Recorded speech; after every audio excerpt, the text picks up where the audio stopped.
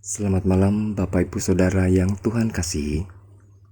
Kembali bertemu dengan saya dalam bersatu hati dalam doa Selasa 7 Februari 2023. Tema malam ini saya beri judul Dalam Bentukan Sang Penjunan. Untuk itu mari kita membukanya dalam doa. Tuhan, bukalah hati dan pikiran kami untuk merenungkan firman-Mu malam ini. Amin. Saudara-saudara, bacaan Alkitab kita diambil dari 2 Korintus 4 ayat yang pertama sampai ayat yang ke-12. 2 Korintus 4 ayat yang pertama sampai ayat yang ke-12. Harta rohani dalam bejana tanah liat. Oleh kemurahan Allah, kami telah menerima pelayanan ini. Karena itu kami tidak tawar hati. Tetapi kami menolak segala perbuatan tersembunyi yang memalukan. Kami tidak berlaku licik dan tidak memasukkan firman Allah. Sebaliknya, kami menyatakan kebenaran dan dengan demikian kami menyerahkan diri kami untuk dipertimbangkan oleh semua orang di hadapan Allah. Jika Injil yang kami beritakan masih tertutup juga, maka ia tertutup untuk mereka yang akan binasa, yaitu orang-orang yang tidak percaya, yang pikirannya telah dibutakan oleh ilah zaman ini, sehingga mereka tidak melihat cahaya Injil tentang kemuliaan Kristus yang adalah gambaran Allah. Sebab bukan diri kami yang kami beritakan, tetapi Yesus Kristus sebagai Tuhan dan diri kami sebagai hamba-Mu karena kehendak Yesus. Sebab Allah yang telah berfirman, dari dalam gelap akan terbit terang, Ia juga yang membuat terangnya bercahaya di dalam hati kita, supaya kita beroleh terang dari pengetahuan tentang kemuliaan Allah yang nampak pada wajah Kristus. Tetapi harta ini kami punyai dalam bejana tanah liat, supaya nyata bahwa kekuatan yang melimpah-limpah itu berasal dari Allah, bukan dari diri kami. Dalam segala hal kami ditindas, namun tidak terjepit. Kami habis akal, namun tidak putus asa. Kami dianiaya, namun tidak ditinggalkan sendirian. Kami dihempaskan, namun tidak binasa. Kami senantiasa membawa kematian Yesus di dalam tubuh kami, supaya kehidupan Yesus juga menjadi nyata di dalam tubuh kami. Sebab kami yang masih hidup ini terus-menerus diserahkan kepada maut karena Yesus, supaya juga hidup Yesus menjadi nyata di dalam tubuh kami yang fana ini. Maka demikianlah maut giat dalam diri kami dan hidup giat di dalam kamu.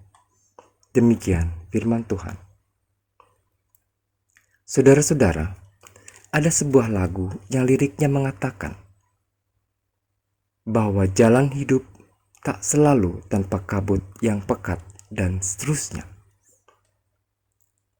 Tetapi memang perjalanan hidup kita sebagai manusia tidak akan pernah berjalan mulus. Bahkan Ayub sebagai seorang saleh sekalipun tidak luput dari kerikil-kerikil tajam kehidupan. Karena Tuhan memang tidak pernah menjanjikan kalau hidup kita akan selalu berjalan di tanah yang rata, mulus tanpa rintangan. Dalam segala hal, tantangan dan rintangan itu pasti ada. Dalam pekerjaan, dalam hidup bertetangga, dalam keluarga, bahkan dalam pelayanan kita pun, kerikil-kerikil tajam itu pasti ada. Fenomena ini juga terjadi dan dialami oleh Paulus, sebagaimana bacaan kita malam ini. Paulus mendapati bahwa tidak semua orang di Korintus mau menerima semua hal baik dan benar yang ia beritakan. Rupanya ada sejumlah pihak yang tidak menerima pengajaran Paulus. Bahkan ada pengacau Yahudi yang justru memprovokasi jemaat untuk melawan Paulus. Oleh sebab itu, saat Paulus mendatangi kembali Korintus, dia tidak diterima dengan baik oleh jemaat. Malah ada di antara mereka yang menghinanya. Orang-orang Korintus memang terkenal sebagai orang-orang yang rewel dan keras kepala. Ditambah lagi dengan adanya pengaruh negatif dari beberapa orang Yahudi. Mereka mempertanyakan kerasulan Paulus. Mengapa mereka melawan Paulus? Tentu ada faktor-faktor tertentu yang melatar belakanginya. Faktor utamanya adalah Injil yang diberitakan oleh Paulus telah mengganggu kepentingan dan hasrat duniawi mereka. Saudara-saudara, jawaban Paulus sungguh menarik.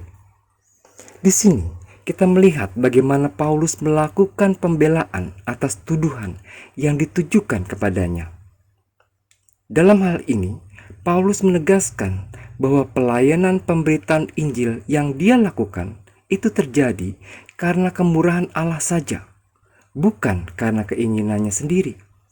Artinya, Paulus tidak memiliki motivasi dan tujuan duniawi dalam pemberitaan Injil seperti yang dituduhkan selama ini. Padahal sebenarnya, pemberitaan Injil yang dilakukan oleh Paulus itu dapat mendatangkan sukacita keselamatan bagi mereka yang dengan tulus dan percaya mau menerima Kristus dan mau dengan rendah hati menerima juga serta melaksanakan pengajaran Injil Kristus itu. Akan tetapi, mereka menolak pengajaran itu. Apa yang dihadapi oleh Paulus dan dialami oleh Paulus ini, ia maknai sebagai proses pembentukan yang Allah lakukan. Di sini, ia mengibaratkan dirinya sebagai tanah liat yang sedang Allah bentuk menjadi tembikar yang bernilai. Proses pembentukan oleh sang penjunan tentu tidak menyenangkan. Namun, selama berada dalam bentukan tangan sang penjunan, ia tidak akan takut dan tidak akan berputus asa. Paulus percaya bahwa selama ia mengikuti setiap proses itu, sang penjunan tidak akan meninggalkannya. Ia akan menjadi tembikar sebagaimana yang diharapkan, yang dikehendaki oleh sang penjunan itu sendiri. Ia akan tetap setia dan menerima dengan sukacita dan terus berproses di dalamnya. Apakah kita akan seperti Paulus yang tetap setia dalam proses pembentukan yang Allah lakukan? Dan apakah kita mau bersukacita dan menerima semuanya dengan tulus? Sehingga setiap hal yang terjadi, setiap tantangan yang kita hadapi, kita akan terus percaya dan tetap berjalan dan mengikuti proses pembentukan dari sang penjunan kita. Amin. Mari kita berdoa. Tuhan, terima kasih untuk firman-Mu malam ini. Ajarlah kami agar selalu mengingat bahwa kami bagikan tanah liat yang sedang Engkau bentuk menurut kehendak dan rencana-Mu. Mampukan kami agar tetap setia dan menerima dengan sukacita. Kami percaya bahwa Engkau akan terus menyertai kami hingga kami menjadi bejana yang dapat memuliakan-Mu. Dalam Kristus yang akan terus menyertai tidur kami sepanjang malam ini. Amin.